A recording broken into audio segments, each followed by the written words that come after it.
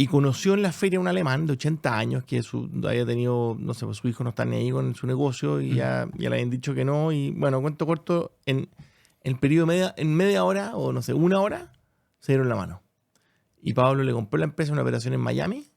Y hoy día Pablo hubo una transición, le aseguró un cierto pago y se hizo cargo y estuvo 2 años el alemán trabajando con él, hizo la transición.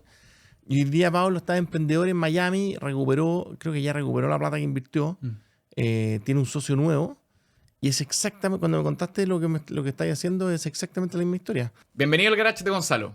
En el episodio de hoy, Nicolás Chea, emprendedor serial y fundador de empresas como iClass y Cumplo. Conversamos sobre qué lo llevó a fundar Startup Chile, la primera aceleradora pública de startups en el mundo, y su sueño de conectar Latinoamérica con oportunidades para todos. Pero antes de partir, quería comentarles que existen miles de negocios aburridos cuyos dueños buscan quien los continúe. Se quieren retirar, no le quieren dejar el negocio a cualquiera y no tienen algún familiar que los siga. Si eres dueño de empresa y estás en esta situación o conoces a alguno, escríbeme en el link que voy a dejar en la descripción del video. Y ojo, esto me sorprende, más del 80% de las personas que ven el canal no están suscritas. Si les gusta lo que hacemos, la mejor forma de apoyarnos es apretando el botón suscribirse. Mi compromiso es que cada capítulo valga la pena. Una de las cosas que me gustó mucho cuando estudié tu vida fue ese rol que has tenido en la sociedad como constructor de puentes. ¿Nos podrías contar más o menos cómo fue la historia de cómo se concibió Startup Chile?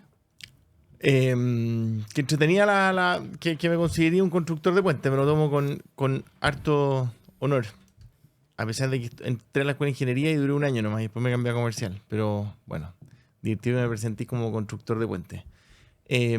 Startup Chile fue, en general, bueno, en cálculo 1, las primeras clases de cálculo, a propósito, la metodología inductiva. Yo soy una persona bastante inductiva, en el sentido de que veo algunos puntos de datos y los conecto más o menos rápido. Y la gracia es que, a diferencia de los puentes, las empresas las pueden ir corrigiendo sobre la marcha. El puente tiene que ser muy cuidadoso, más bien deductivo, y preocúpate que la infraestructura esté bien calculada, si no es peligroso. Pero yo estaba viendo en Estados Unidos, yo partí de una empresa hace 20 años que se llama iClass. Un saludo a toda la gente de iClass, porque ya es una empresa maravillosa. ¿Todavía operativa? Súper operativa, no, más fuerte que nunca. Y llevaba como 5 años en iClass y tenía muchas ganas de llevar, de hecho la misión de iClass es democratizar la educación en América Latina. El cariño por América Latina y por Chile en particular me lo han inculcado muy chico. Y me fui a Estados Unidos, a la Universidad de Stanford. De hecho, había postulado a Stanford 10 años antes, pero me había quedado en lista de espera y había quedado con la bala pasada. Me fui a la Universidad de Columbia, estudié un máster en educación. Al final, gracias a eso, existe iClass, así que estoy feliz que haya ocurrido así. Y además que Stanford tiene 2 programas y uno de ellos es para que te piden 10 años de experiencia laboral, que es un MBA como de 1 año full time. Entonces, súper interesante el programa. Y bueno, y estando en Silicon Valley, yo tenía todos mis compañeros eran tipos excepcionales. Y yo me acuerdo que pensando como alumno, a mí el tema social, político, público, más bien el país, siempre me ha interesado mucho. Y yo pensaba que increíble sería para Chile. Además soy inmigrante, yo nací en Estados Unidos, o sea, soy primera generación, irlandeses por todos lados, inmigrantes. Algunos llegaron al norte de Chile, otros a Nueva York. O sea, no se dice Chea, se dice Shay. Shay, exactamente. Bueno. Que es un nombre muy común en Irlanda y en Nueva York. Y en Estados Unidos. Y bueno, la cosa es que yo, siendo alumno en la Universidad de Stanford, veía a mis amigos y decía, oye, qué gana. Y además, como yo tenía el pasaporte americano, entonces yo me podía quedar en Estados Unidos. De hecho, me quedé después viviendo 1 año. Pero me tocó vivir el dolor de muchos compañeros que su máximo sueño hubiera querido, porque después ya de 1 semana en Stanford ya te creéis Steve Jobs y queréis quedarte, probar suerte. Pero para ellos era muy difícil porque no tenían el pasaporte, no tenían el permiso para quedarse trabajando. Pero la gran mayoría de tus compañeros entonces eran inmigrantes. Como la mitad de mi curso eran extranjeros. Ya, Quizás perfecto. más, de hecho. 2/3 eran extranjeros. Y claro, si a ti te contratan, la empresa te subsidia la visa, pero si quieres emprender, es muy difícil porque no te podís auto-sponsorear. Claro. Entonces había un problema migratorio. Y yo pensando como chileno y conociendo además la historia de Pérez Rosales y cómo se colonizó Chile y cómo se ha colonizado el mundo, dije que hay como ciertos incentivos. California, donde tú regalaron tierras, lo mismo el sur de Chile. Entonces yo, un poquito siguiendo el ejemplo de Pérez Rosales, o sea, pensando en Pérez Rosales y la colonización de Chile y los europeos que llegaron en el siglo XIX, yo decía la verdad que yo a esta gente les pagaría plata por irse a Chile por un rato, porque el estímulo que podrían generar, pero eso lo pensaba como alumno, si yo alguna vez tuviera poder, fuera político, tuviera recursos, lo haría de todas maneras. Y irónicamente, un año después de eso, un poquito más, un año y medio, un año después, en febrero del 2024, me llama el ministro, el recién que iba a asumir como ministro de Economía, Juan Andrés Fontaine. ¿Gobierno de? Está a puertas del Piñera 1, Ok. presidente Piñera. Y me invita a ser su asesor de innovación y emprendimiento.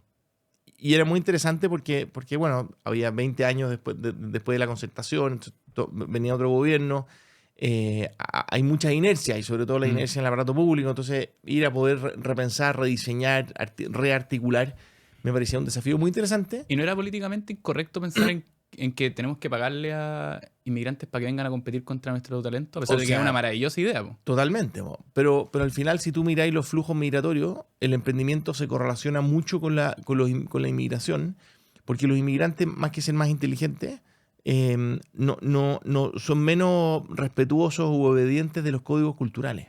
Claro. Entonces tú decís, es que no, ya acá la industria, no sé, bancaria, de los Luxich, los bosques son de los Angelini, los no sé cuántos, de las telecomunicaciones de Juan Hurtado, y acá decís, no, acá dale nomás, pues no, hay cierto, Es como que si le encuentran el ángulo para hacer las cosas distinto, lo claro, van a intentar. Exactamente, entonces, y además pero uno como que además, no sé si la cultura chilena, yo creo que la cultura local, como que uno es muy reclamón, entonces estáis viendo todos los impedimentos y las trabas, pero cuando eres inmigrante y tenéis poco tiempo, no las ves.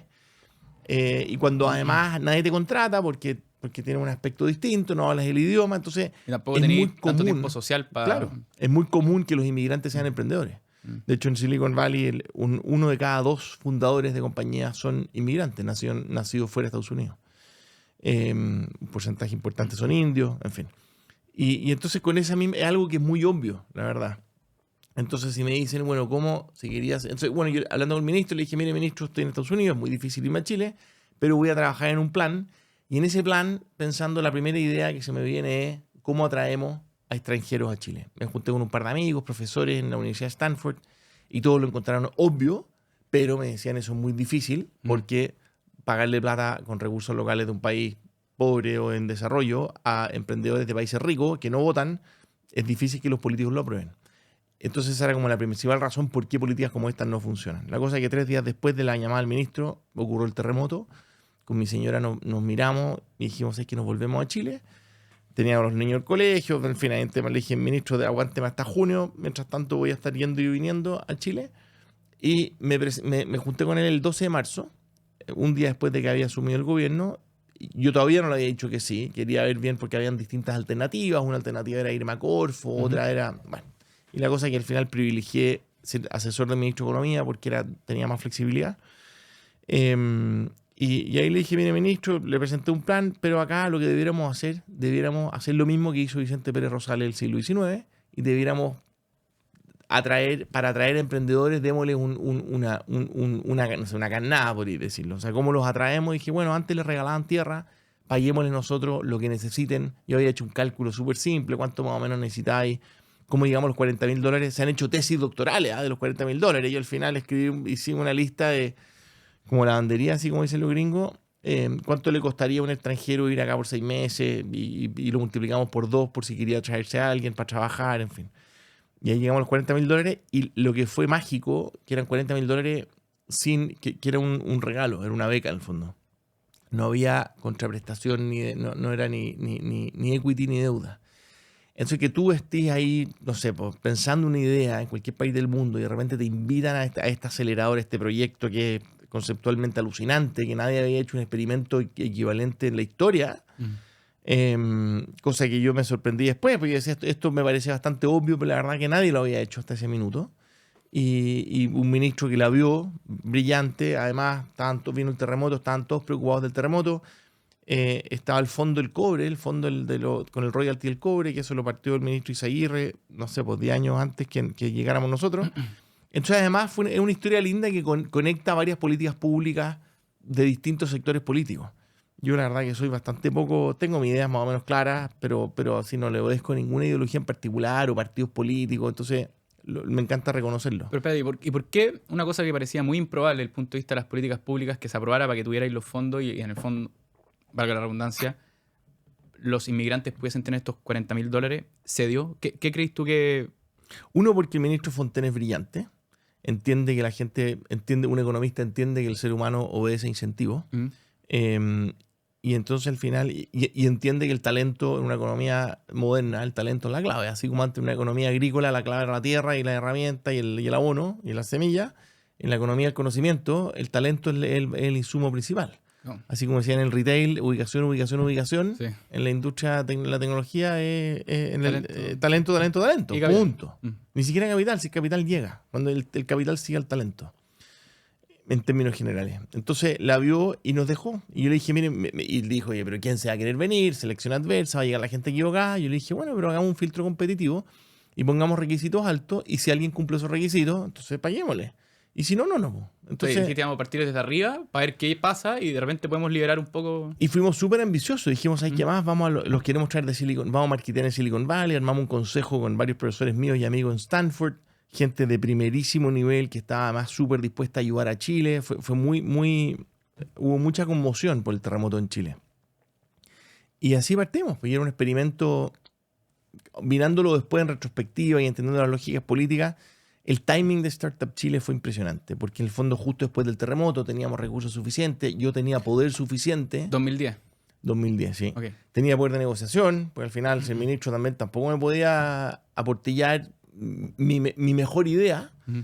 Y después lo que sí, yo me obsesioné con el sistema Startup Chile porque lo encontraba obvio, porque yo estaba seguro, yo además que soy enamorado de Chile, estoy seguro que Chile, no sé si el más, pero es de los 3 países más lindos del planeta. O sea, eso es objetivo, tenemos todos los climas. Comparto la geografía. Tenemos la cordillera de los Andes, tenemos el Pacífico. O sea, yo le decía a los emprendedores, le decía, compadre, Chile es el único país del mundo en el cual el mismo día del año podéis en la mañana estar esquiando en los Andes y en la tarde surfeando con el atardecer en el Pacífico. Esa cuestión en ninguna otra parte del mundo. Y ahí es donde conectan los emprendedores con esas cosas, sobre todo a los 25 años. Y acá había una dosis de locura e inconsciencia. Y además teníamos internet y estaba el gobierno. Y claro, tampoco es que nos trajimos los primeros de la fila. Si los primeros de la fila se quedan en Sand Hill Road con las inversiones de los inversionistas de capital de riesgo, pero nos trajimos el tier 3 o 2,5 o 3. En algún lado te escuché decir que si bien no llegó el Real Madrid, llegó el Osasuna, que juega bien igual. Exactamente. Y el Osasuna y algunos jugadores de los Osasuna también al Real Madrid.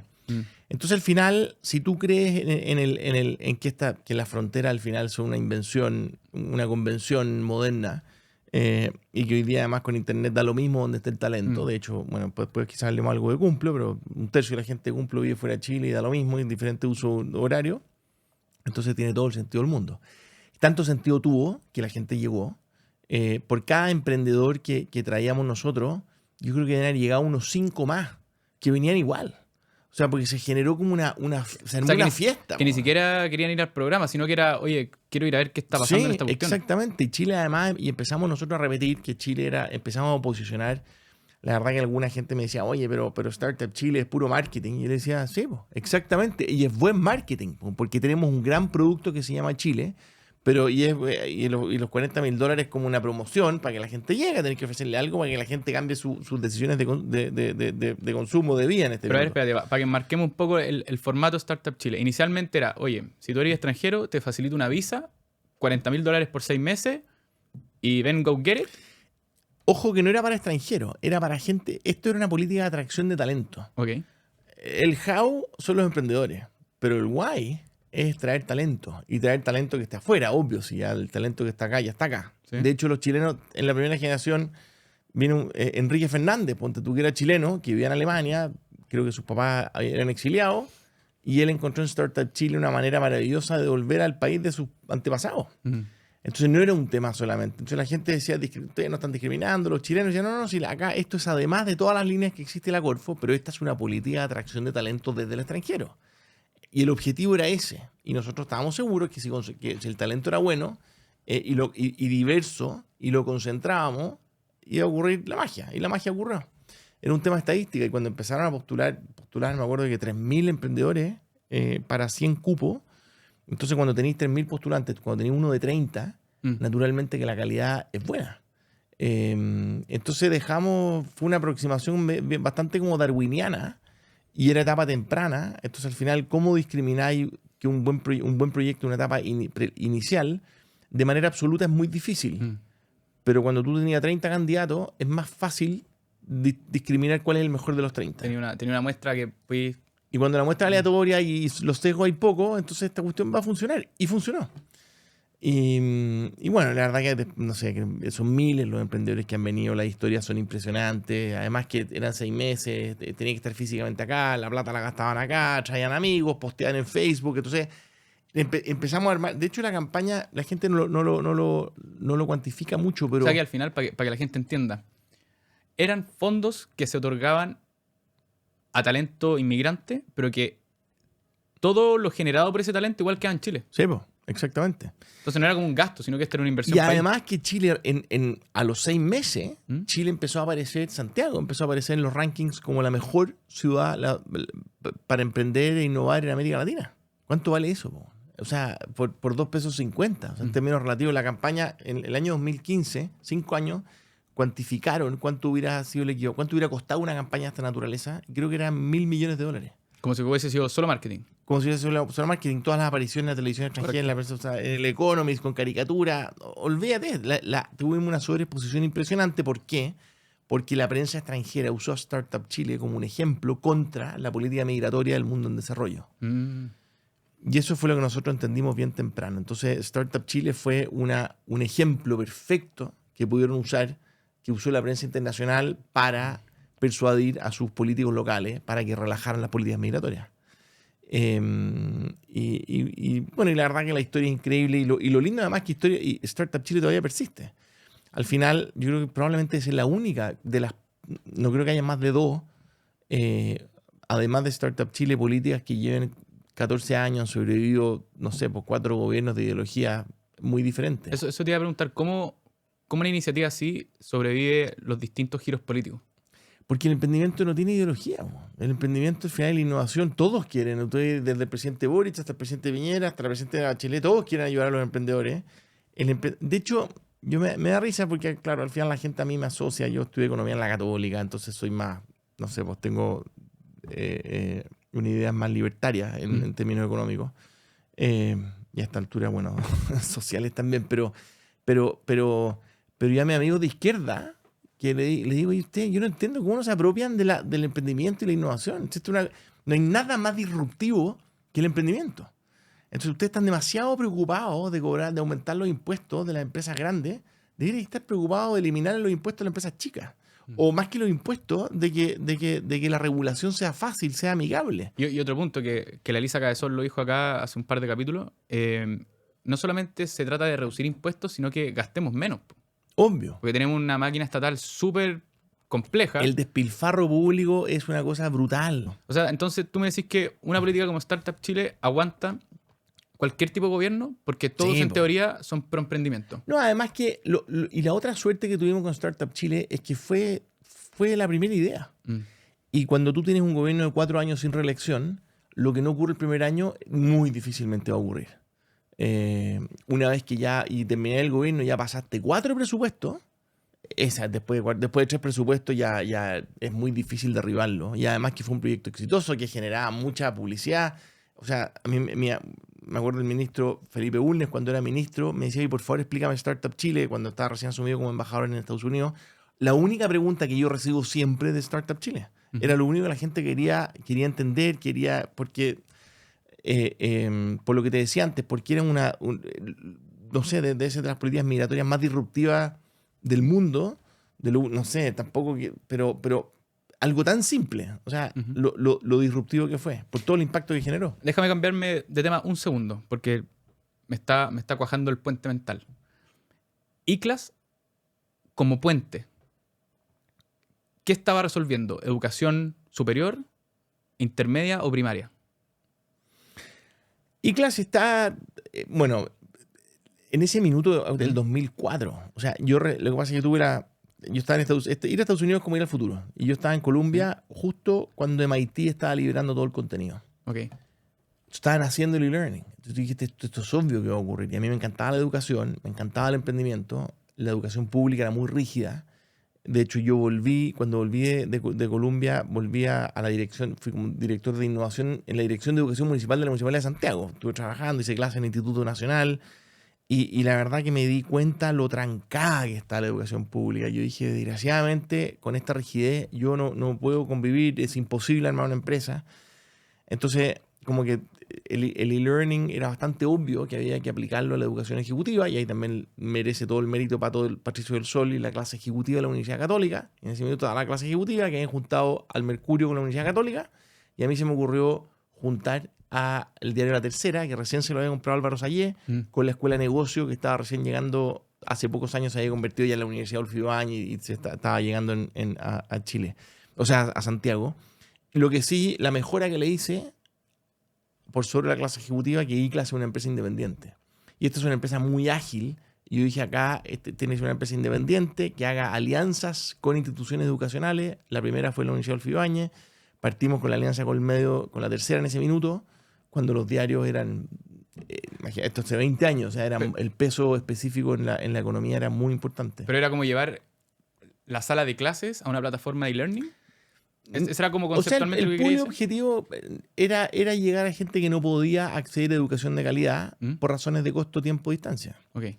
Entonces, si uno tiene la oportunidad, el ser humano, y esto lo dijo Aristóteles hace 2500 años, o 2200. Que cada cierto tiempo se ponen de moda de nuevo los filósofos. No, si nunca han perdido la moda. Básicamente dice acá, Aristóteles decía que el ser humano, lo que nos distinguía de los animales era la palabra, porque la palabra nos permitía socializar, y gracias a la socialización los seres humanos podíamos acceder a niveles de felicidad superiores. Y creamos realidades nuevas. Entonces el lenguaje y la convivencia. Entonces, y no hay nada más entretenido que convivir. No hay nada que haga más feliz a un ser humano interactuar con su familia, con sus amigos, y mucho más entretenido que estar en Play, mucho más chulo estar en la pichanga que jugar PlayStation. O sea, esa cuestión es como el 99,9% estaría de acuerdo con eso.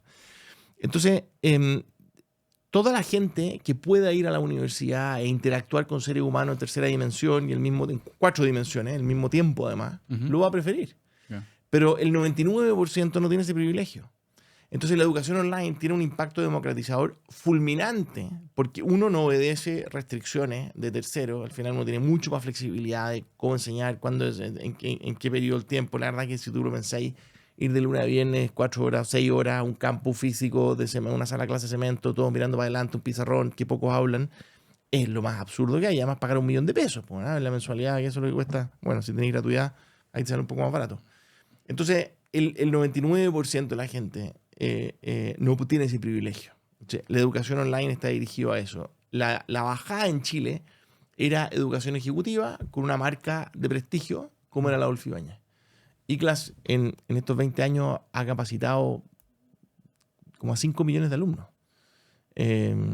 O sea, no es una institución educacional, porque lo que hace ahora, la lógica de ICLAS, que a mí me encanta, que es más transversal. Hoy día tenemos más de 15 alianzas con instituciones de educación superior, institutos profesionales, muy fuerte en educación de inglés. Imagínate qué cosa más democratizadora que enseñar inglés. O sea, aprender inglés es más valioso que estudiar probablemente el 80% de las carreras de pregrado en Chile. O sea, yo no sabría de Manei si es que no supiera inglés. Y probablemente y lo que aprendiste fue, y el inglés te permitió tomar un curso online que pagaste 100 lucas y ahí aprendiste. Mira lo que está ocurriendo ahora. O sea, este aprendizaje, esta conversación, que ojalá que le sirva a los que le están oyendo, ojalá lo vean harto, etcétera. Entonces, era bastante obvio, y la vida me fue poniendo en posición. Entonces dije, conecté estas diferentes partes y dije, ya listo, partido de ICLAS. Ya, pues, y volviendo al puente de la educación, ¿por qué crees, por ejemplo, que muchos esfuerzos Pero más que puente, yo me siento más cómodo con redes, con sistemas. Redes. Sí. Ya. El puente es más, no sé. Es más rígido. Sí, es más rígido. Yeah. No, las redes, en cambio, combinar a los seres humanos con propósitos distintos. Y además que yo veo a una empresa.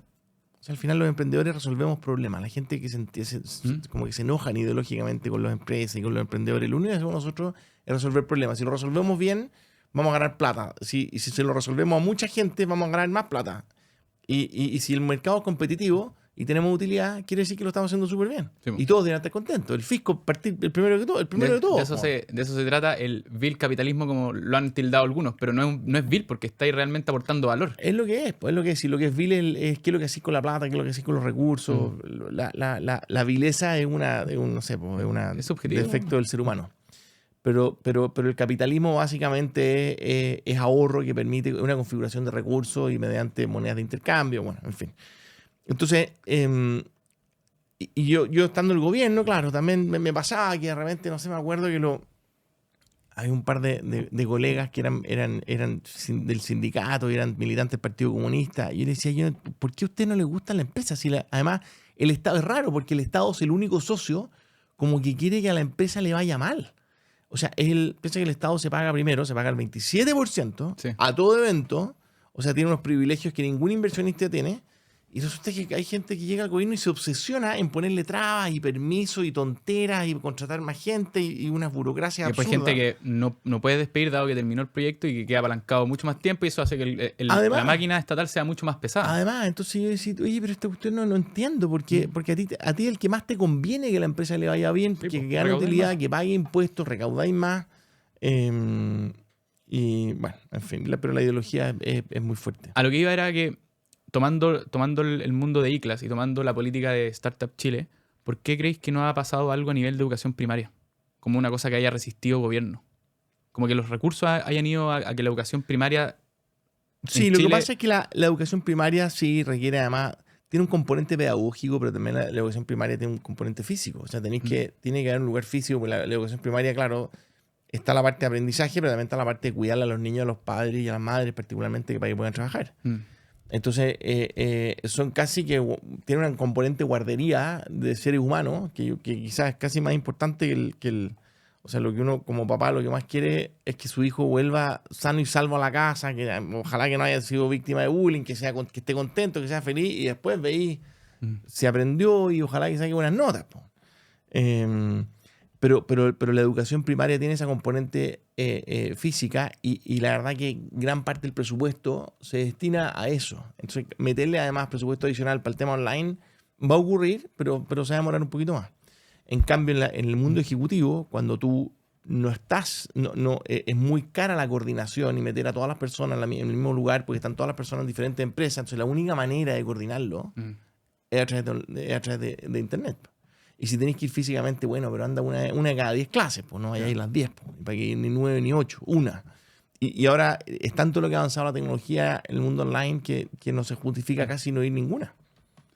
Oye, Nico, y yo sé que partimos un poco al revés porque partimos por Startup Chile y cronológicamente ICLAS fue primero. Pero en este camino tuyo de construir redes, ¿cómo te diste cuenta del problema fundamental que llevó al nacimiento de Cumplo? Dos cosas. Yo en la universidad, en la primera clase, creo, de introducción a la economía, en la Universidad Católica, me enseñaron que el producto de un país tenía dos fuentes fundamentales. Lo que determinaba el producto y la Interno. riqueza de un país era los sueldos y el capital. O sea, y lo que determinaba los dos pilares básicamente era el aporte de las personas y el aporte del capital, de las máquinas, en fin. Por lo tanto, los dos insumos fundamentales, el principal insumo de la productividad es la educación, es el talento. Y el principal insumo del capital es el dinero. Y resulta que entonces que la tecnología te permita liberar el talento, liberar la educación y liberar el capital, para mí son cosas alucinantes. Y de hecho, yo estando en ICLAS una vez, que yo nunca pensé que fuera a hacer otra cosa distinta a ICLAS. Y porque me fascina, porque me fascina la educación, porque las oportunidades y poder llegar, imagínate, a 5 millones de personas. Además estudiaste eso en el extranjero. Es impresionante, claro. Entonces, pero yo me acuerdo que una vez fui a una clase, de hecho en la Universidad Adolfo Ibáñez, y me hicieron hacer un ejercicio. ¿Qué cosa, si tuvieras que hacer algo distinto profesionalmente en tu vida, qué es lo que harías? Y yo dije, si es que no fuera la industria educacional, me metería a la industria a liberar el capital, a democratizar el capital. Porque no hay nada más desarrollador social, económico, que el talento del capital. Y me pasó el mejor ejemplo de Estados Unidos, que es un mercado de capitales súper profundo Sí, y se habilitan oportunidades que en otras partes no podrían surgir, dado que están construidos esas, le voy a decir puentes, pero sí, esas carreteras de capital. Sí. Bueno, y me pasó que 5 años después estaba en el gobierno y un día en febrero del 2011, una persona que trabajaba conmigo viene llorando a decirme que la ayude porque le estaban pagando, debía 17 sueldos y le estaban cobrando un 73% de interés. Y la Polar, Abecedín, ITES. Y yo dije, ¿qué es esto? O sea, esta cuestión, las tres, esto es usura, está desbocado. La ayudé, fui a las tiendas a renegociar sus deudas, fui a los lugares de repago, me acuerdo en la Plaza Puente Alto, y estaba lleno de gente en la misma situación. Me senté a esperar, comparé CAES, de hecho, que fue una otra innovación del ministro Fontaine, que apareciera grandecito la tasa de interés en la cartola, y los CAE eran de 2 3 dígitos, o sea, eran de 80, 120, 200% de interés. Que eso te mata. Pero imagínate, ¿qué es esto? Y después me pasó que conocí a el fundador de Prosper en Estados Unidos, que ahí dijo, mira, y Prosper era una plataforma de crowdlending, que va a ser una plataforma de financiamiento colectivo, que le permite, que decía, bueno, si hay gente que necesita plata y que están endeudándose a tasas brutales, y por otro lado hay gente que le sobra plata y está ahorrando a tasas muy bajas, ¿por qué no nos coordinamos? Aprovechemos la tecnología para coordinarnos, tan obvio. Y entonces la esencia... Pero no era un banco, sino que era una especie de habilitador. Lo que pasa es que lo interesante es que el banco por definición es un intermediador, porque el banco le pide a Gonzalo, capta de Gonzalo a través de un depósito a plazo en las cuentas corrientes, y el banco con esa plata se la presta después a Nicolás. Pero Gonzalo no conoce a Nicolás. Entonces, y el banco hace la intermediación de dinero. Y después, además, Nicolás le llega esa plata y la deja al mismo banco, y el banco vuelve a prestar la plata. Entonces, además, el banco la presta como 10 veces dependiendo del encaje. Y entonces, además, hay una creación de dinero. Y eso genera riesgo sistémico y tiene que estar muy bien regulado. Por supuesto. En cambio, en Cumplo, lo que ocurre es que Cumplo es una plataforma en donde se encuentra Gonzalo y Nicolás. Y Cumplo le dice, Gonzalo, si te sobra plata, ven para acá. Nicolás, si te falta plata, ven para acá. Se conocen, Nicolás dice, me falta tanto, estas son las condiciones que ofrezco, y Gonzalo sí le presta. Entonces Cumplo lo que hace es que facilita el encuentro, pero son transacciones directas, son desintermediadas, y no hay generación de dinero. Entonces no hay riesgo sistémico, no tiene nada que ver con un banco, es lo contrario al banco. Entonces, cuando nosotros partimos, la gente dice, oye, pero no eres un banco. Y dijo, obvio que no soy un banco, sino yo estoy desintermediando el dinero. Ya, pero espérate, déjame hacer un paréntesis acá. Dale. Esta persona que tenía el problema que le debía 12 veces o X veces su sueldo a las casas comerciales. 17 sueldos. 17 sueldos. Con un CAE disparado. 73. ¿Cómo va Cumplo y qué pasa en Cumplo? ¿Cómo ella resuelve su problema? Porque yo estaba, de hecho, y dije, bueno, la Anita, se llama la Anita de 10 palos. Y en la casa, de hecho, estaba mi mamá. Y justo además fue una cosa insólita. El día después, mi mamá viene en una cartola con los depósitos a plazo que le habían rentado 0 en 5 años. Y yo no conecté esos puntos hasta que conocí a Chris Larson y me acordé y dije, obvio. Fundador de Prosper en Estados Unidos. Y dije, bueno, obvio, que mi mamá le presta a la Anita y yo, como soy empleador, yo hago el control de que la Anita pague la plata. Ya. Y eso lo extrapoláis. O sea, pero es una lógica y para que mi mamá pueda diversificar, que sea desde 100.000 pesos, entonces un crédito de 2 millones de pesos lo pueden financiar 20 personas, etc. Claro. Y partimos Cumplo hace 13 años, casi ya en agosto del 2011, yo renuncié al ministerio para armar Cumplo, y lo partimos en la plataforma de financiamiento colectivo pensando en competirle a las grandes tiendas, que es donde hay un problema brutal. Hoy día hay 6 millones de chilenos en DICOM, que el número cuando partieran 5, hoy día son 6. O sea, casi, imagínate, más de la mitad de la población adulta está atrasada en sus deudas. Creo que hace poco a los animales financieros que tienen un podcast, que estuvieron aquí también, me decían que creo que antes de la pandemia el 80% de los chilenos no llegaba a final de mes, ahora vamos en el 90%. No, sí, una locura. Entonces es un problema. Y por eso que está yo por Chile, o sea, entre muchas otras cosas, por el sobreendeudamiento de los chilenos que no están llegando a fin de mes. Bueno, y ahí partimos y la cosa... Bueno, después nos fuimos a PYME. Hoy día estamos de plazos más largos y créditos más cortos, y créditos de consumo. Nos fuimos a plazos más cortos, pero a montos más grandes. ¿Las personas funcionaron? No. Ya, las personas no le querían prestar a las personas. Sí, pero ¿sabes lo que pasa? Que no había información suficiente. Era muy difícil discriminar crédito y al final, si una persona en un crédito de consumo te deja de pagar, va a prestarle plata a otra tienda y da lo mismo. El costo de no pago es muy difícil, ¿cachai? Salvo que sea, no sé, pues Falabella o el Banco de Chile, que como que hay una alta disposición a pagarle, al pajarito nuevo no le van a pagar, y entonces pasábamos discriminando, decíamos más no que sí. De cada 100 solicitudes de crédito aprobábamos una. Y hace sentido porque alguna vez dijiste que Cumplo tiene los incentivos al revés que un banco. A un banco le conviene, por ejemplo, que no le paguen las cuotas a tiempo, porque... O sea, porque la tasa en el fondo a todos nos interesa que nos paguen, pero al banco le interesa en el margen que le paguen tarde. Exacto, a eso iba. Ya, no solamente al banco, a cualquier dueño del dinero. Pero Cumplo está articulado al revés, pues está articulado que ojalá la morosidad sea lo menor posible. Sí. ¿Por qué tanta esa diferencia conceptual, como de dónde vino? Porque lo que pasa es que la tasa moratoria triplica la tasa en el periodo puntual. Entonces, si tu tasa de interés es el 1, dentro del plazo, y cuando te atrasáis pasa al 3, feliz que se atrasen un poquito. Sí, pues. Y nosotros, si quisiéramos, la verdad que es facilísimo atrasarle los créditos a los clientes. Yo podría tener la plata en el escritorio, no en el escritorio, pero y si, bueno, Gonzalo, sabes que sorry, no ha llegado la plata, estoy tratando de recuperar la cuestión y ahí mientras tanto tu plata empieza a rentar el 3. Entonces hay un incentivo bien perverso. Obviamente todos prefieren que te paguen a que no te paguen, pero cuando tu tasa no pago es un 10 y tu tasa moratoria es un 50, feliz que no te paguen algunos o varios en el margen, ¿cachai? Pero lo mejor es que te paguen todos tarde. Sí. Para Cumplo lo mejor es que te paguen todos puntual. Porque todos los intereses moratorios se los llevan los inversionistas. Obvio. Cumplo no se lleva ni uno. Y Cumplo mientras no, y un tercio de los ingresos de Cumplo los recibimos cuando se recupera la plata. Al final Cumplo somos una parte importante de nuestro giro en la cobranza de los créditos. Entonces, nos pagan por recuperar, ¿cachai? Y una persona diría, bueno, entonces si es que Cumplo no opera como un banco, en la parte de prestar la plata de otro, ¿cómo gana plata Cumplo? Porque somos una empresa operacional. Yo básicamente te cobro por llegar a mi plaza, para participar de la plataforma, y a las empresas les cobro cuando reciben su dinero, y a los inversionistas les cobro cuando recuperan su dinero. Entonces, les presto una asesoría y les doy acceso a esta plaza y les cobro por el monto y por el plazo, no por la tasa de interés. No es lo mismo que un factoring. No, pero nuevamente porque la plata no es mía. Al final es crédito a corto plazo. Algunos de nuestros créditos tienen como garantía de factura. En algún minuto era mucho, hoy día es cada vez menos. Pero el gran incentivo correcto, la gran innovación de Cumplo es que alineamos los incentivos y no tenemos ningún incentivo para que los créditos se atrasen. Ya, pues, ¿y cómo pasaron entonces de... Ya, las personas... Está un poco complicado detectar la parte de la mora. Claro, cuando tenéis 6 millones de personas en DICOM, Sí, la gente que anda buscando crédito, hay mucha selección adversa porque son la gente que está desesperada por renegociar deuda. Y esas personas uno no las quiere, ¿cachai? Porque es muy difícil hacer la recuperación y solamente podría funcionar ese negocio si cobráis 100% de interés. Claro. Y nos armamos Cumplo para cobrar 100% de interés. No. ¿Cachai?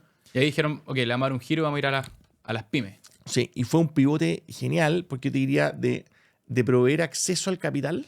Hoy día Cumplo, el propósito de Cumplo es acelerar el crecimiento de la empresa en América Latina. ¿Y cómo lo aceleramos? Con capital de calidad. Y más que la tasa, hoy día es la flexibilidad. Hoy día los bancos prestan, en parte importante les importa las garantías del crédito. Los factoring les importa la calidad de la factura del cliente. Cumplo y nuestro algoritmo de riesgo, y la verdad que en verdad estamos aplicando es una tecnología muy notable, en el fondo es análisis sobre ingresos, sobre modelo de negocio. Entonces predecimos los flujos futuros y diseñamos los créditos en función de tu flujo. Un ejemplo, un amigo que además se financia en Cumplo, me llamó la otra vez y me dijo, ¿sabes qué más? Nunca mandé a la cresta a mi ejecutivo bancario porque nuevamente me vino a ofrecer un crédito en cuota y yo no sé quién, no entiende, y él es agricultor y tiene naranja, entonces le dice, ¿y hasta cuándo me seguí ofreciendo créditos si las naranjas las cosecho en julio? Entonces no me decís que te pague las cuotas entre enero y junio y resulta que en enero no tengo ni un peso. No tengo flujo. No tengo flujo, entonces no me sigáis ofreciendo crédito en cuotas que no se ajustan a mi negocio porque me voy a atrasar en todos los meses. Me voy a romper la caja, sí. ¿Cachai? Entonces, y el fondo, bueno, ejemplos hay muchos y eso es muy potente porque al final, claro, tenéis la empresa estable, que probablemente el banco la entiende, la conoce y le da una súper buena tasa. Y los bancos cumplen una función súper importante en la economía. Después están los factoring o las empresas, el prestamista de la esquina, que le prestan a empresas que están muy mal, pero a unas tasas exorbitantes. Y después, estoy sobresimplificando, y después está Cumplo, que nosotros le prestamos el capital marginal que necesitan las empresas para crecer. Porque los bancos... Que es muy caro. Que es muy caro o no existe. Es muy difícil. El venture capital, ponte tú, es carísimo. No hay capital más caro porque el riesgo es alto, ¿cachai? Porque las propuestas de crecimiento son brutales. Pero hay muchas empresas que tienen menos riesgo que las empresas de capital de riesgo. Sí.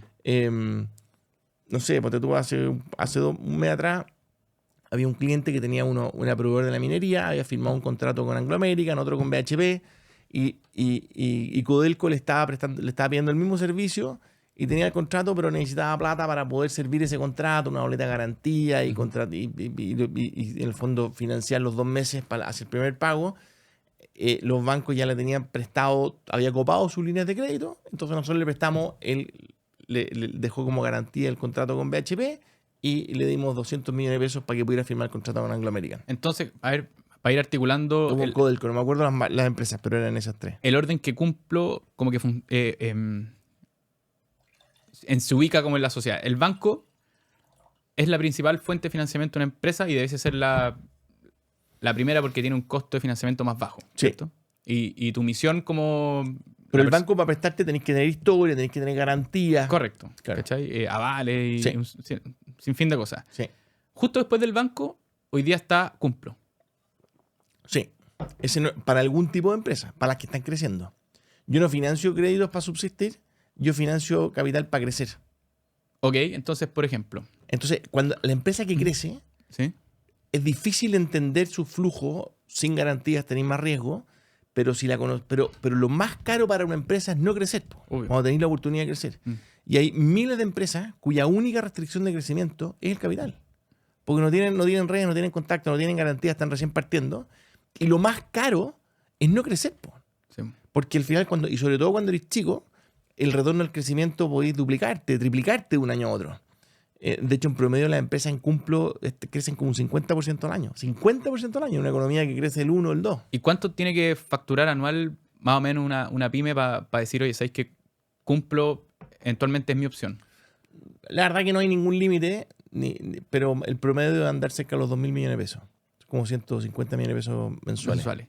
Y si hay una empresa que viene un poquito más atrás, ¿es potencial cliente? Digamos una empresa que factura, no sé, 60, 90 y que está mirando crecer. Lo que pasa es que ahí depende, ahí probablemente va a primar más la garantía. Si es para financiar, para anticipar una factura de Codelco, se la vamos a anticipar, da lo mismo el tamaño, ¿cachai? Porque al final lo que importa es el pagador. Claro. Porque al final una factura de Codelco le estoy prestando la plata a Codelco, en el fondo. Le estoy anticipando plata al proveedor, pero esa deuda me la va a pagar Codelco. O sea, si se gana una gran licitación con otro ente que no sea necesariamente Codelco, pero no sé, algún casino, una cosa así, oye, también funciona. Sí, exactamente. Ya. Pero nosotros, como te decía acá, lo que andamos buscando, y además es alucinante, porque además está resolviendo el problema del crecimiento, que hoy día además, yo creo que el principal problema de la economía chilena es que está totalmente estancada. Es súper entretenido, porque además que la historia, no te olvídate la historia de los emprendedores que apoyamos. Puede pasar que, estoy tratando de imaginarme cómo Cumplo está conectando hoy día toda Latinoamérica para que el capital pueda llegar eventualmente a una pyme en Chile. ¿Es posible que un mexicano hoy día le ponga, no sé, 100.000 pesos a una pyme en Chile? No todavía, pero luego va a ser posible. Ese es el sueño. El sueño sería tener un ETF de empresas latinoamericanas de alto crecimiento y ojalá que se trance en bolsa de Nueva York. Entonces las dos opciones podrían ser como que el mexicano pueda elegir cherry picking directamente donde quiere ir a poner su deuda privada, o que diga, no, ¿sabéis que no quiero elegir? Me voy a ir con el ETF token de Cumplo, no tengo idea, y eso se diversifica. Exactamente. De hecho, el token de Cumplo dentro de su regla puede destinar hasta creo que un 20% a México y Perú. Las condiciones del algoritmo son las mismas en México y Perú. Todavía no ha ocurrido, pero va a ocurrir el primer semestre del próximo año. Entonces, además el mercado de capitales chileno es más profundo, entonces fondearnos con capital en Chile para prestarle a los peruanos y a los mexicanos, y lo que sí hay mucho interés de peruanos y mexicanos también para prestarle a empresas chilenas. O sea, va a funcionar bidireccional. Sí. Como va a salir capital chileno hacia el extranjero. Exactamente. A través de fondos o personas naturales y viceversa. El algoritmo de riesgo de Cumplo es multicultural. Nosotros, la predicción del comportamiento de pago y el flujo del negocio, me da lo mismo si es Chile, Perú, México, la predictibilidad es la misma. El problema que tenemos en México, por ejemplo, es que las instituciones son más débiles que las chilenas y las garantías también. Nosotros, el punto de partida es con las facturas, pero en México las facturas no tienen el mismo peso que tienen en Chile. En Perú, en cambio, Perú está volando. Partió hace un año y medio nomás. Partimos por México porque era más grande. Volviendo para atrás, yo creo que el orden correcto hubiera sido partir por Perú. Pero espérate, pero ahí estamos. Nos saltamos un paso. Pasamos de toda la gama de productos Cumplo a directo a soñar en el ETF como multicultural. Sí. Pero hay unos pasos intermedios. Hay un token Cumplo y un Puma token. Tú en Cumplo puedes, como bien decías, le puedes prestar 100 lucas directamente a Gonzalo o le podéis prestar 100 lucas a Gonzalo, Pedro, Juan, Diego, Tomás, la María y la Teresa, que son todos los créditos en Cumplo. Entonces, si le prestáis directo a Gonzalo, a 10 Gonzalo, vais a tener un poquito más de riesgo, vais a tener una tasa más alta probablemente, pero más riesgo. Alternativamente, tú puedes decir, ¿sabes qué más? Le creo a Cumplo. Nosotros emitimos un token que es como parecido tienen atributos similares a un depósito a plazo. En términos de liquidez, la rentabilidad es más alta, el riesgo también es más alto. O sea, Cumplo es más riesgoso que el Banco de Chile, el Santander. Pero yo creo que la rentabilidad marginal compensa ese mayor riesgo. Y ahí está distribuido, no sé, pues nosotros el mes pasado se habrán financiado, no sé, estamos cerca de los 100.000 millones de pesos al mes. Entonces en créditos de 20.000 son 5.000 créditos. Entonces cuando ya estáis distribuido en 5.000 créditos, el default, el no pago del último año de andar cerca del 0,3%. Está ahí como en el 0,45 en la plataforma. El 0,45 el histórico. Es súper poco. Pero vamos a 0,31 en los últimos 12 meses. Es impresionante, en verdad. Estoy muy, muy orgulloso y muy contento. Y bueno, tocando madera para que mantengamos la disciplina.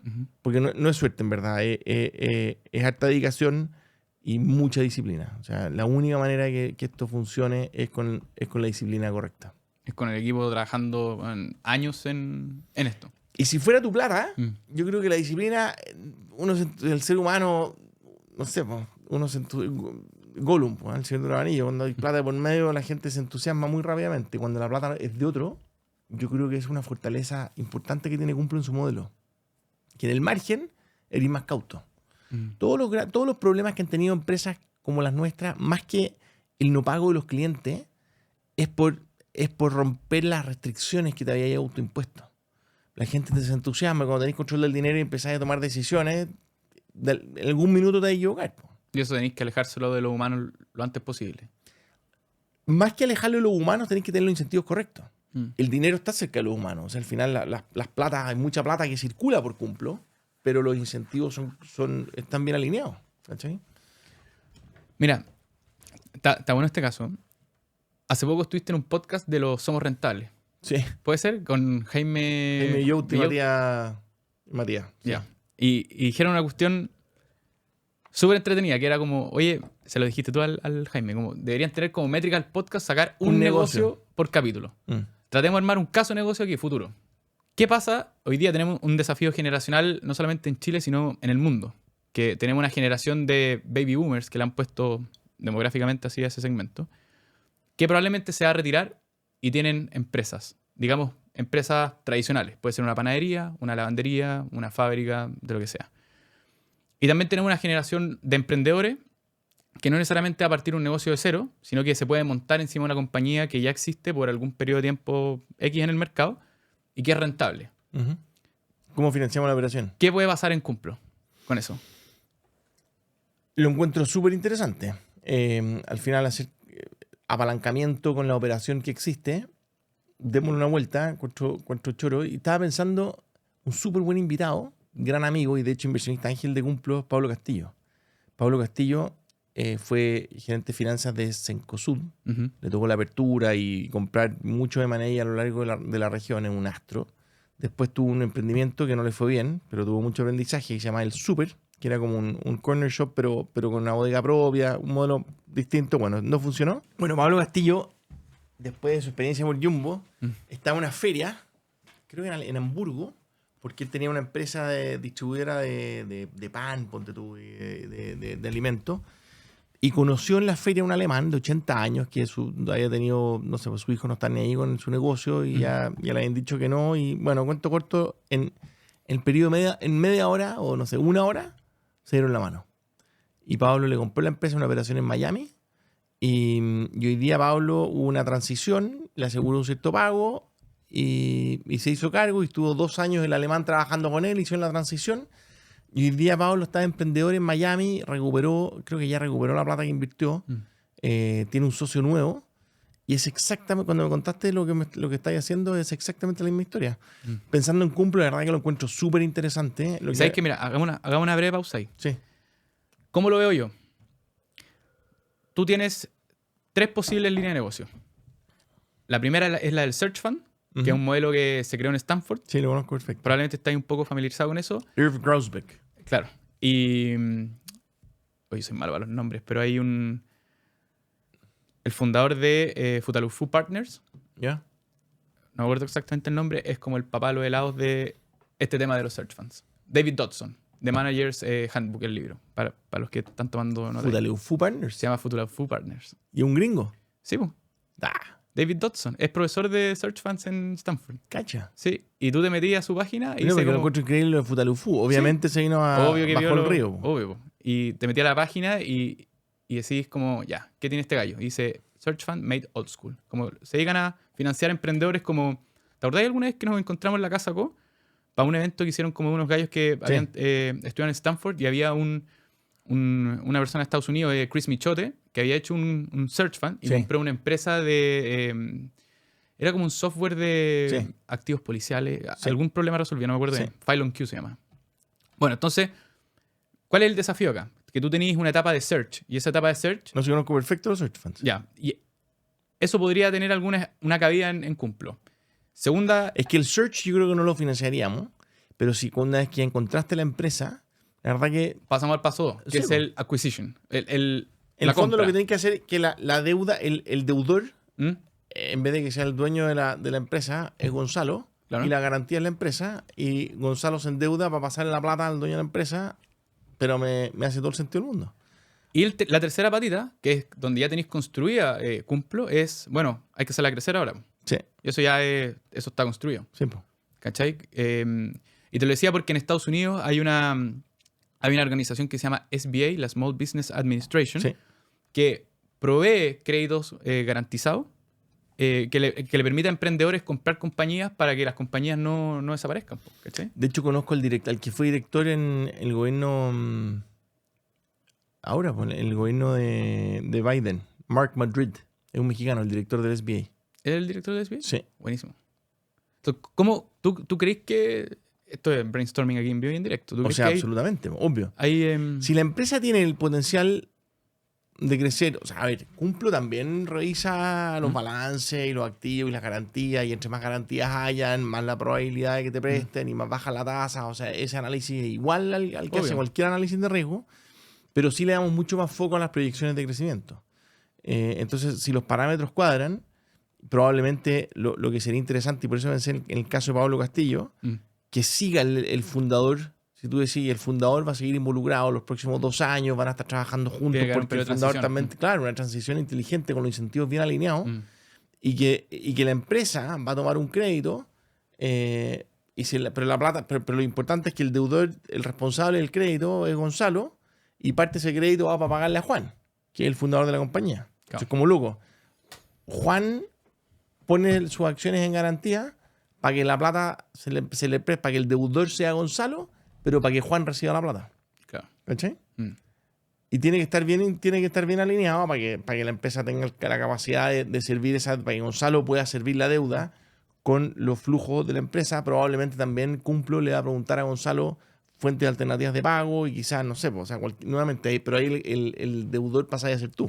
¿Y cachai el impacto? Es súper interesante. ¿Cachai el impacto que podría tener eso? Porque nosotros no estamos mejorando en tasa de natalidad y estamos acumulando gente en el tramo alto como demográfico. No, además la probabilidad de que esa empresa desaparezca es tan alta porque probablemente está en una inercia... Es que lo hemos visto, lo que pasa no está digitalizada. No, lo que pasa es que la compañía se empieza a adaptar al ritmo de vida del dueño. Sí. Y hay 2 opciones. O las ventas se estancan, puede seguir siendo rentable, o las ventas empiezan a disminuir y la operación la empieza a ajustar a su estilo de vida. Y ese es como el punto de no retorno. De ahí para abajo es como probablemente va a cerrar en los próximos 5 años. Sí. ¿Cachai? Entonces, si es que tú lográis recuperar ese PIB junto con esos empleos... Sí, se me encanta. Y ponerle un emprendedor más joven, o quizás no tan joven, pero un emprendedor que... Esta cuestión se llama Entrepreneurship Through Acquisition, emprendimiento a través de adquisición. Y tiene una tasa de éxito mayor que el emprendimiento tradicional como lo conocemos. Sí. Si tú lográis conectar esas 2 cosas, habilitando, no sé, puentes de financiamiento, el impacto socioeconómico podría ser power. Gigante. A eso es lo que voy con... Me encanta. Con el brainstorming. Y aquí quiero hacer un pase. De hecho, vamos a llamar a Pablo Castillo para que nos asesore. Porque lo que hay que replicar es la historia de Pablo. La historia de Pablo es alucinante. Que nosotros lo vimos con los estadounidenses y pues estamos en una comunidad de gringos y vemos cómo lo hacen todo el día con el SBA. Y para nosotros, el SBA, para que se hagan una idea, es como comprarse una empresa con un crédito hipotecario. que básicamente una persona puede poner hasta el 20% del valor de la compañía y el 80% restante te lo prestan. Y una tasa ridícula. ¿Cachai? Entonces... Creo que la tasa a Pablo también le dieron un crédito, creo que $1 más 1 o 0, probablemente. Y creo que después se lo conmutaron. Claro. Se lo perdonaron. Y entre medio vino el COVID. Es bien impresionante esa historia. Tenéis que conocerla. Pablo Castillo, lo vamos a tener anotado. ¿Cachai? Entonces, yo creo que el impacto de eso es poco conocido esto. Como que no es muy... No está muy en boga hoy día. Hay algunos gallos como en Chile que tienen... No sé, hay uno que se llama Cornisa Capital, que es un search fund. Pero estáis hablando de compañías más grandes, ¿cachai? No de las pymes. Sí. Y en un search fund de repente se puede topar como con un private equity. Y además, probablemente muchas de las... No sé si muchas, pero algunas de las empresas que hoy día operan con Cumplo, Cumplo podría ser una plataforma además de identificación de esas empresas. Que es el problema más importante. Y aquí viene el sourcing. Y aquí viene el nexo con Dani. Que me llama un día y me dice, oye... ¿Dani? Dani. Lion. Ah, Dani, ya. Me dice, oye, tengo una idea como de M&A, de esto, lo mismo que estás diciendo tú. Y yo creo que el proceso más difícil es el proceso mismo del M&A. Como automatizar los pasos lógicos. Y yo le digo, no, ese no es el problema. El problema es la originación del deal. Absolutamente. El segundo paso es el financiamiento. Y quien cumple lo mismo. Claro. O sea, la clave está en encontrar al buen pagador. ¿Qué es lo que le dijiste a Villota? Pues, ¿cachai? Como Cumple no se puede transformar en una originadora de negocios inmobiliarios porque ese es el know-how y la expertise de ustedes, pero nosotros sí podemos habilitar el paso siguiente. ¿Cachai? Entonces tenéis originación del deal, financiamiento, estructuración del deal y después financiamiento para el crecimiento. Y eso está muy ligado a la mano con que tú puedes transformar a un emprendedor que no sepa de una industria, pero si hace una correcta transición con el dueño que tiene el know-how, mejoráis esas probabilidades. ¿Cachai? Son 3 pasos súper interesantes. Totalmente. No, lo encuentro choro, me encanta. Me encanta la idea. Es una forma que distinta. se alinea perfectamente con la misión de Cumplo.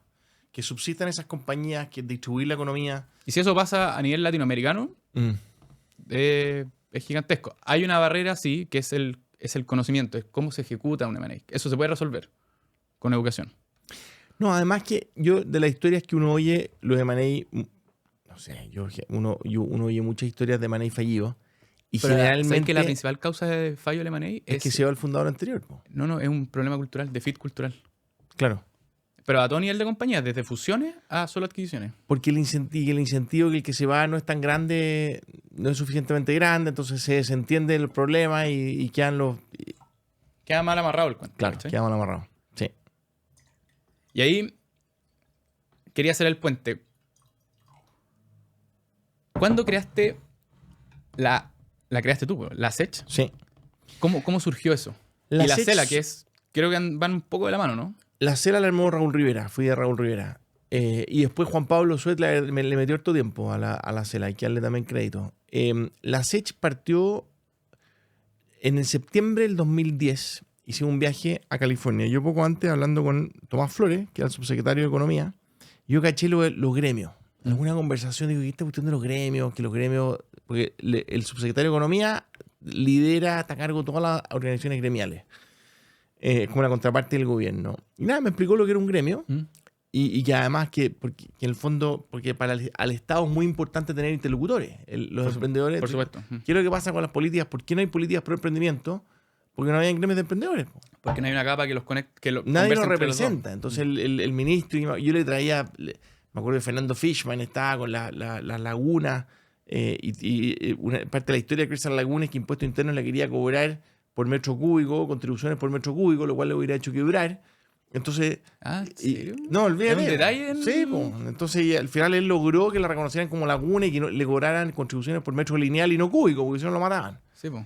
Y Jorge Pacheco, que tenía problemas en fin, entonces el ministro decía, oye, ¿cómo no va a haber algún interlocutor que pueda representar a toda esta gente? Pues yo como ministro no tengo tiempo, no puedo hacer intereses particulares, no podemos hacer política pública para Fishman o para Pacheco, para el señor Chea o quien sea.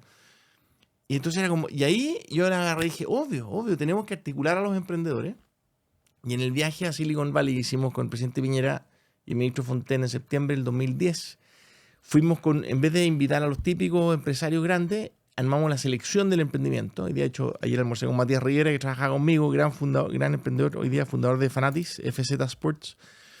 Y con Matías y Diego Alcaíno armamos la selección y invitamos a los emprendedores a que postularan para ir a ese viaje. Fueron como 15 emprendedores.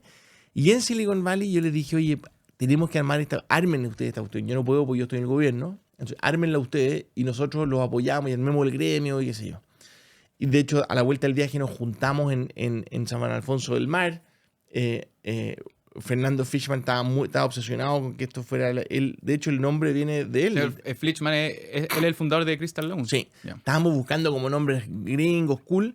Y de repente Fishman dijo, no, esta cuestión tiene que sonar a algo bien viejo, bien añejo. Asociación de Innovadores de Chile. Él estaba muy obsesionado con la letra I. A mí me importaba más la E, pero él quería la I. Ya, ¿sabes qué más? Ya, ASICH. Y hubo como 3 o 4 reuniones de ASICH. Estaba Fernando Fishman, estaba Felipe Valdés de Tiaxa, estaba Oliver Pacot, que ahora vendió el de Blue Express. Era un grupo genial. Y bueno, eso se diluyó. Al final Felipe Valdés se fue a Vietnam, Fishman se fue a Miami, en fin.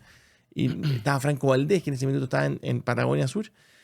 Y bueno, y no funcionó. Y después cuando yo me fui al gobierno para partir Cumplo, 2 semanas después, resulta que sacaron a Juan Andrés Fontaine como ministro de Economía y llegó Pablo Longueira. Y yo ya estaba fuera del gobierno, yo me había ido 2 semanas antes. Yo soy muy cercano al ministro, le tengo mucho cariño y mucho aprecio por todo lo que hizo por Chile. Y entonces dije, ¿sabes qué? Acá hay que hacerle algún evento de homenaje al ministro Fontaine.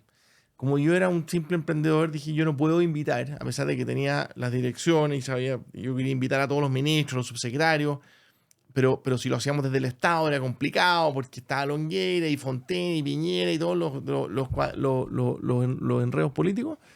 Entonces dije, ¿sabes qué más? Ya, yo voy a invitar. Y dije, ¿cómo invito? Oye, Nicolás Chea te invita al homenaje al ministro Fontaine. Y ahí se me ocurrió, ya, pues, la SECH. Entonces me registré en la sech.cl, mandé a hacer una bandeja de plaquea a San Diego, me costó 5 lucas, me acuerdo, 15 lucas. Y le pusimos una araucaria, weón. Y entonces, y ahí fue, mandamos la invitación a todos los ministros, subsecretarios, 200 emprendedores, dirigentes gremiales, y era Nicolás Chea, o la Asociación de Emprendedores de Chile, AG, y su presidente Nicolás Chea invitan a usted al homenaje al ministro Juan Andrés Fontaine y qué sé yo. Y fue y nos juntamos en Club Unión, llegaron, me acuerdo que como 10 subsecretarios, 4 ministros, y yo hablo del podio muy formal en el Club Unión del Centro, y fue muy gracioso, y la gente me dice, oye, ¿qué esta cuestión de la SECH? ¿Y eras tú con...? Era yo nomás, pues no era nada, era un dominio y una bandeja con una araucaria, bueno.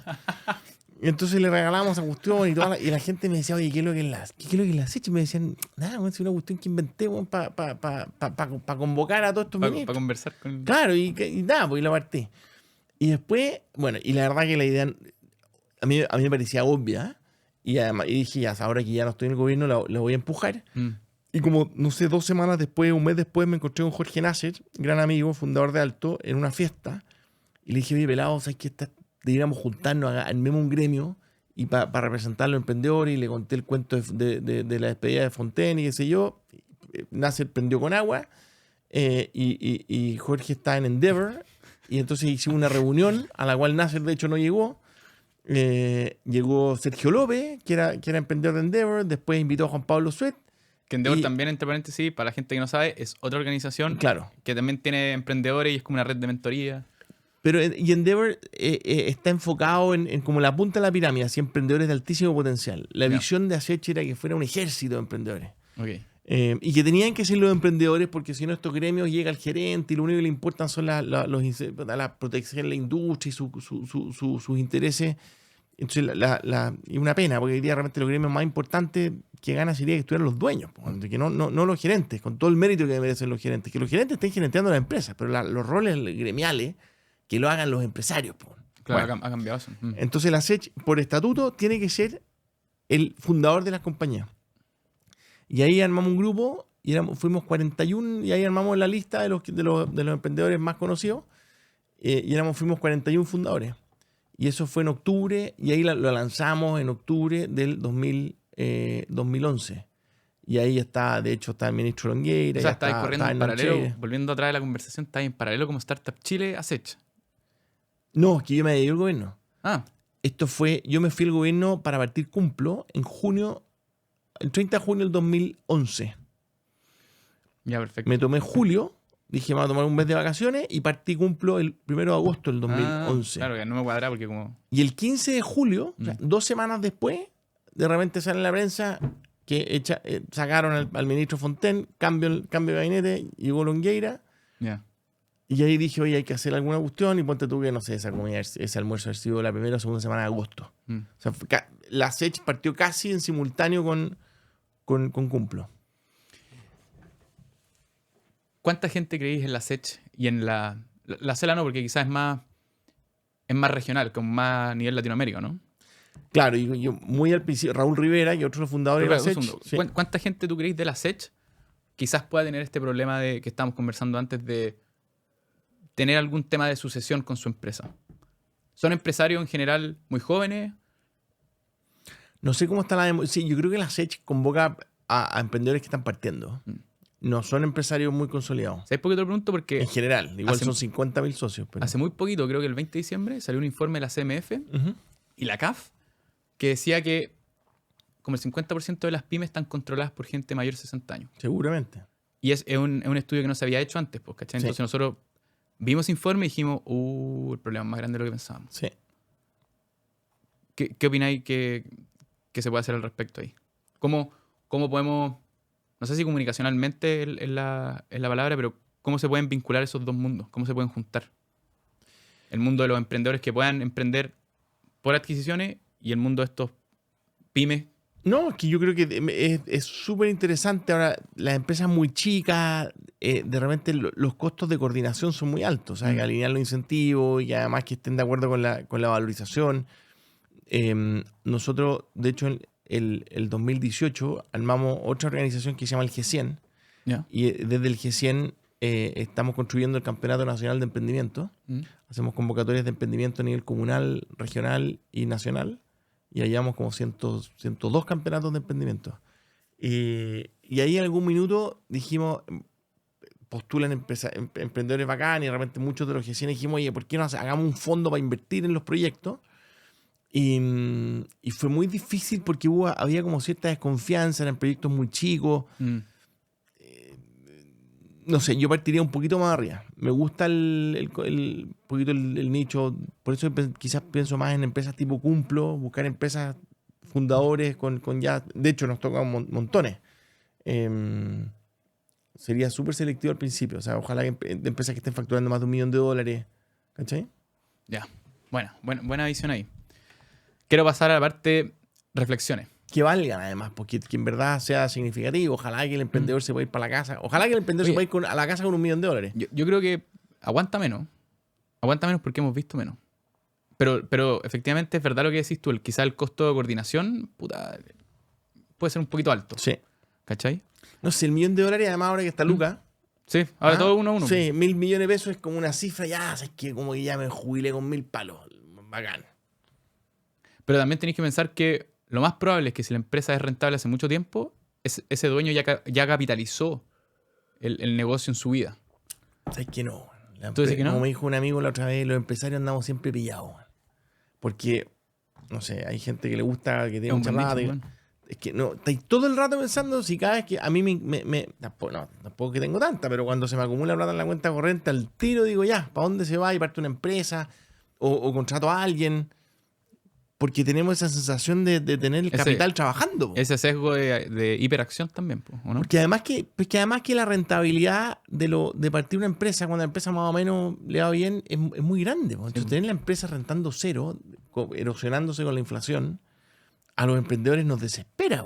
Estamos siempre viendo cómo, en general, los emprendedores, además los que partimos de cero, como que le tenemos mal pulso al costo del dinero. En general estamos pensando más en empresa que en gasto y en viaje. Claro. Y los hijos son los que andan pensando más en los viajes. Y esa lección la sacaste, creo que te he escuchado 2 grandes lecciones, la de la venta de los huevos y la de la marina. De ahí sacaste como esa mentalidad de ir hiper a la acción y entender perfecto la venta, el armar equipo. No, lo de la venta sí, claro. Lo de la venta era partir vendiendo huevos a los 12 años. No, la Marina era el tema del espíritu de equipo. O sea, esta cuestión, somos todos uno para todos y todos para uno. Ya. Por uno pagan todos, que conté también el ejemplo ese. Sí, fue una gran experiencia. ¿Y eso es lo que te ha en la empujado Marina. como...? No es que me ha empujado. Yo creo que mi empuje es más, no sé, carácter, inquietud. Cuando uno... y también, no sé, la escuela de economía me sirvió un montón. Cuando entendí el potencial de una empresa, el valor económico que genera y lo que hay detrás de las utilidades, es muy potente, es alucinante armar empresas. O sea, cuando tú ves la empresa como una configuración de recursos, personas y capital para resolver problemas y que puedan crecer y expandirse y generar utilidad y subir sueldo y contribuir al país, es muy entretenido. Y eso tiene que ver, ¿crees tú como...? Eso es lo que compensa el riesgo. Yo no sé, no conozco, de verdad conozco pocos empresarios que los mueva únicamente ganar plata, weón. Son muy pocos. Yo no conozco ni uno que le mueva solo plata. De verdad. Los buenos, obviamente, pero los buenos quieren trascender, y esto lo dijo Maslow, po. Si la plata es como el nivel base, el siguiente, po. Pero después está la familia, están los amigos, está la trascendencia, está lo espiritual. ¿Tú crees que los emprendedores nacen o se hacen? Se hacen totalmente, 99% se hacen. O sea, no solamente un tema de personalidad, sino que tú puedes trasladar a una persona de un lugar más seguro, como con mayor aversión al riesgo, a mostrarle este mundo del emprendimiento y eventualmente se puede transformar en un emprendedor bueno. O sea, para mí, independiente que pueda tener ciertas características, que soy caricatura, que soy extrovertido, que soy social, pero, o sea, para mí mi motor fundamental es el país, es mi familia, no sé, pues proveer una buena educación, que mi señora esté contenta, que mi mamá, enorgullecer a mi mamá. Dicen que lo más importante es que tu mamá sea make your mom proud. Sí. Esa me la dijo el corresponsal del Economist, que vino a hacer la nota de Startup Chile. Que él empezó a hacer marketing gratis Exactamente. Sí, no, pero para él también fue un gran marketing, fue un buen artículo el que hizo. No sé, a mí me pasa cada vez que alguna cuestión que funciona, como que al tiro el WhatsApp, el primer WhatsApp que sale generalmente a mi mamá. Y me celebra todo. Entonces tengo casi todo. ¿Y las peores noticias? ¿A quién se las contáis? Bueno, a mis socios, obviamente. Dicen que el mejor socio que uno puede escoger en la vida es la señora, ¿no? Sí, a mi señora estaba pensando obviamente en ella. Trato de filtrar, a pesar de que me cuesta filtrar, ¿eh? Soy medio noticioso, como me molestan. Pero no, sí, es importante que la señora esté alineada, que sepa lo que está pasando, no puede estar en todo. Nosotros además igual trabajamos bastante juntos, o sea, mi señora está en los directorios, de hecho, de ICLAS y de Cumplo. Ha sido parte fundamental en todas las empresas en las que participo. Tengo una suerte que además de encantadora y preciosa, es brillante, abogada, y tiene un sentido, no sé, nos complementamos bastante. Y es súper ácida, bueno, y me frena harto y me baja a tierra. Así que un gran saludo a ella. Pero tampoco voy a andarle contando todas las latas. Y tenéis que además, es tu señora. Es lo que dijiste tú, tenéis que tener una capacidad súper buena de poder filtrar. Sí. Ahora otros emprendedores, tengo muy buenos amigos. Tengo unos amigos impresionantes. ¿Es buen consejo rodearse de emprendedores para compartir los mismos dolores? Súper importante. De hecho, con un gran amigo de la vida, Cristian Maquena, partimos él partió, yo lo estoy apoyando, una empresa que se llama Crece Pro, que precisamente es como Alcohólicos Anónimos, pero para emprendedores. Y son grupos de 10, 12 emprendedores que se están empezando a juntar y estamos armando grupos. Y es bien entretenido. ¿Pero y por qué el símil con el Alcohólico Anónimo? Porque Alcohólico Anónimo es la red social más exitosa de la historia. ¿En serio, man? Cientos de miles de grupos. Pero es anónimo, entonces nadie sabe. Y al final, y porque el alcoholismo, y hay el método, en el fondo, lo partió en los 50 un gringo, pero si queréis dejar de tomar, si queréis dejar de comer, si queréis muchas cosas, solo el ser humano no le da, no tenéis la disciplina suficiente, no tenéis conocimiento, no tenéis la experiencia. Para cambiar el hábito. Sí, pues. Yeah. Entonces, si no estáis monitoreado o apoyado por un grupo, más de 10 personas, es difícil que participen todos. Entonces, como 10 personas el número mágico, esta cuestión además la inventó Jesús Cristo hace 2000 años, pues, y antes probablemente los griegos también se juntaban en comunidades de 10 y los judíos, en fin, pero... Cambia tu entorno, cambia tu vida, una cosa así. Conéctate con grupos de personas, ábrete y apóyate. Po. Apóyate y con ¿cómo se llama? Con recurrencia. Entonces que un mes más te digan, bueno, ¿y cómo te fue? ¿En qué estás? ¿Te juntaste con el Nico? ¿Viste lo de Cumplo? ¿Hablaste con Pablo Castillo? Entonces cuando tú sabís que hay 9 personas, basta con una, pero sabes que cuando son 9 que tenés que rendirles cuenta en un mes más, Ese accountability. esa accountability es fundamental. Bueno. Y Alcohólico Anónimo, hay un libro de Neil Ferguson y que lo pone como ejemplo, como una red social, porque además lo interesante de las comunidades de Alcohólicos Anónimos que tienen una rutina que es exactamente igual, y cómo es fundamental que tú participes. Y que ellos no se quieren fallar entre ellos finalmente. Exactamente, y hay una aplicación y estés donde estés, hay grupos de Alcohólicos Anónimos en todas partes del mundo. Si tú vas de viaje y vas y te conectáis con tu grupo y haces tu compromiso ¿cachai? ¿Y qué hace CrecePro específicamente para los emprendedores? Hace toda la coordinación y seguimiento. Desarrolla un software de gestión de grupo y se juntan, pero son encuentros presenciales. Entonces la idea es que coordina los encuentros y después después de cada reunión, cada uno hay un compromiso que se deja por escrito y entonces se preocupa de que un mes después, para que tú sepas que ese compromiso no te vaya a arrancar. Buenísimo. Te van a dar el seguimiento. ¿Y cuál es como el efecto esperado de una cosa así? Es o sea, son 100 lucas al mes y el efecto es impresionante. O sea, todos tenemos problemas muy parecidos, hemos vivido experiencias muy parecidas, entonces tú las compartes y hay un aprendizaje colectivo maravilloso. Y cuando está bajo parámetros estrictos de confidencialidad, la gente se abre. Sí, po. Y cuando tú cuentas tus desafíos conyugales, familiares, amistosos, empresariales. Pero deja de ponerte un ejemplo quizás muy, muy básico, pero soy un emprendedor que estoy muy endeudado y estoy hasta el cuello. Voy a CrecePro y probablemente voy a estar en esta sala con 10 personas que están en la misma que yo, pero todo esto bajo protocolos de confidencialidad y vamos a poder hablar de nuestras cosas abiertamente. ¿Algo así, Ojalá que no estén todas las mismas que tú, ojalá que no estén todos endeudados hasta las masas, pero no. De todas maneras, todos alguna vez estuvieron en estrechez financiera y de 10 seguramente uno ya quebró. Entonces, para alguien que está, o sea, es confidencial, pero es un tema que sale y sale harto. Bonito misión. Sí. Nico, para cerrar y te libero, ¿qué consejo le daríais en un Chile que está un poco estancado?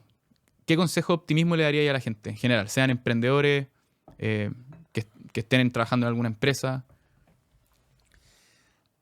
Mira, yo creo que tenemos como país, o sea, esto va a mejorar de todas maneras. Y va a mejorar, entre otras cosas, porque está totalmente estancado. O sea, hoy día estamos totalmente paralizados lo que está ocurriendo en Argentina. Eso te iba a decir, pero sabéis que nosotros como país históricamente hemos sido más conservadores, ¿cachai? En Argentina tenemos un Milei que sale con motosierra y que da vuelta a todo, pero obviamente estos gallos venían hundidos mucho más tiempo y estaban mucho peor. Pero ojo, hemos sido más conservadores, pero hasta un cierto punto. O sea, Chile fue el primer país en la liberación. Chile tuvo la economía más libre del mundo durante varios años. Fuimos los primeros en privatizar los fondos de pensiones, en privatizar las telecomunicaciones, el multicarrier. O sea, tuvimos la mejor internet del mundo porque Chile fue un experimento para estas cosas insólitas que nosotros estamos acostumbrados. Pero cuando se hicieron, o sea, Chile entre el 90 y el 2010, en esos 20 años, fue el país que más gente sacó de la pobreza del mundo. Pero quizás no fuimos agresivos comunicacionalmente como es Milei entonces. Yo creo que la gente, no sé, la gente se achancha y el populismo aflora y hay una serie de cosas pero yo creo que ya la gente, no sé, yo creo que tomamos fondo. O sea, tomamos fondo, yo creo que el pic del fondo fue la propuesta constitucional 1.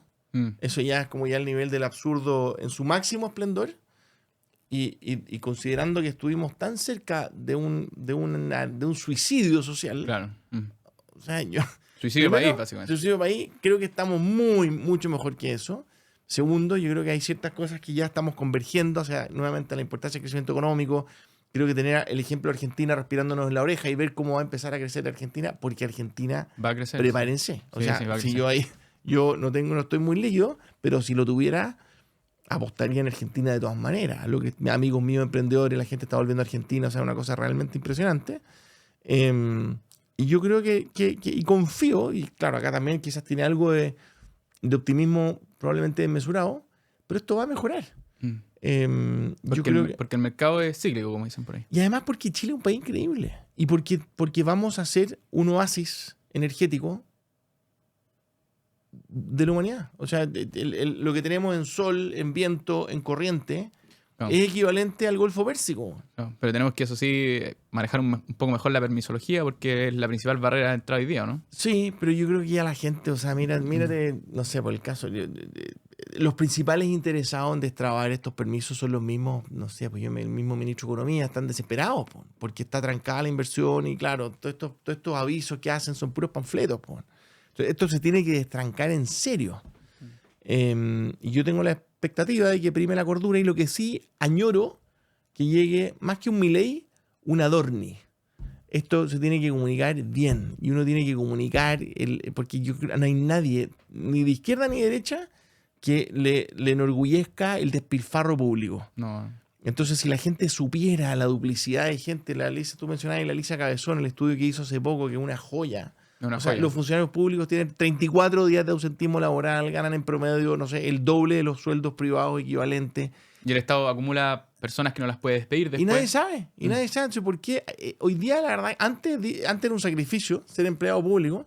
Hoy día es un privilegio. Es un lujo. Y esa cuestión hay que terminarla si no resiste ningún análisis. De Entonces, hecho, la Elisa esas me cosas yo creo que van a ocurrir. La Elisa me preguntaba cómo ellos lo tienen súper bien atajado en pivotes, o sea, como en 4 pilares, creo que institucionalidad pública, economía y 2 más, seguridad creo que 1 también. Y me preguntaba, bueno, ¿cómo hacemos que comunicacionalmente esto sea masivo? Porque ella, claro, va sin filtros, escribe en Twitter y en LinkedIn, pero eso no es masivo. Y yo le di una idea, así también, brainstorming en vivo. Yo tengo la impresión de que a Trump le fue muy bien en las elecciones porque se fue a sentar a todos los podcasts a hablar 3 horas seguidas. Y esos podcasts lo vio mucha gente. Entonces lo que tienen que hacer básicamente las personas que quieren incidir en el país, que ya tienen la evidencia, es que vayan a la discusión que está más cerca de la gente. Po. Sí, ¿Sí? sí. Y bueno, y esto ya, yo cumplí 50 años, pero yo tengo esperanza en que los jóvenes van a empezar a meterse de vuelta. Si tenemos que meternos en el país, Sí, tenemos que usar la política, los partidos, las candidaturas. Los políticos no se van a ir por voluntad propia, No. tienen que ser desplazados. Entonces ojalá que venga muchos insurgentes. Pero yo creo que, y lo otro además, creo que el voto obligatorio fue más fundamental. Yo en algún minuto fui promotor del voto voluntario, porque soy medio libertario por definición, pero la verdad que el voto obligatorio, increíble cómo ponderó la discusión, porque con el voto obligatorio gana el centro. Cuando se acaba el voto obligatorio van a votar los polos. Po. Entonces terminamos una dicotomía de extremos, pero eso se acabó. Así que... Nico, hace poco estuvo acá Jaime Bunsley, el CEO de Buda.com, y quedamos en hacer un capítulo de nuevo, una parte 2, en 4 años más. ¿Cuándo te veo o no? No, feliz. Bueno, yo creo que nos vamos a ver antes cuando nos juntemos con Pablito Castillo a hacer el M&A. Ya, po. Y si Cumple lo puede financiar, yo lo encuentro alucinante. Y no lo veo muy difícil. No, yo tampoco. Porque si la empresa es buena y tenéis garantías adicionales y el riesgo, el fondo, el deudor eres tú y la plata va para el dueño, yo creo que podría funcionar bien. Nico, hasta la próxima. Chao, Gonzalo. Muchas gracias. Gracias. Muy entretenido. Te felicito.